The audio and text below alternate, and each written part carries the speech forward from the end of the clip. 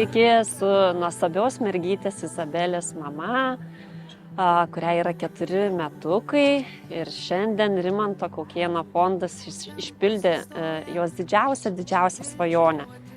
Ir padovanojo jai ne tik šypseną ir džiaugsmą akyse, bet ir, manau, geriausią draugą, ko mums šiomis dienomis labai trūksta būnant ligoninėje. Tai nuoširdžiai dėkojame visiems prisidėjusiems už šią išpildytą svajonę. Tai buvo didžiausia Izabelės svajonė. Šiuo metu ji yra ligoninėje. Nepavyko jai sudalyvauti šitoje šventėje, nes yra nusilpusi po gydymo. Na, o ji dabar laukia mūsų grįžtant. Iš tiesų baiginėjame jau pirminį gydymą ir turėjom pradėti palaikomąjį, šiek tiek lengvesnį etapą.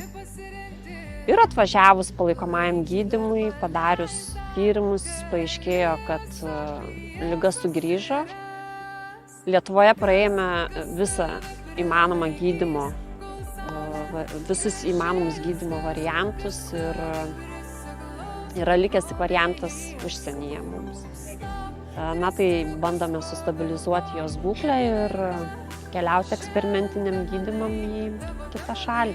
Na, kitom mamom galėčiau pasakyti, reikia išmokti gyventi čia ir dabar šitą momentą, pasidžiaugti bet kokiais mažais pasiekimais, mažais dalykais, ar tai šypsena veide, ar kad šiandien vaikas žaidžia, laksto.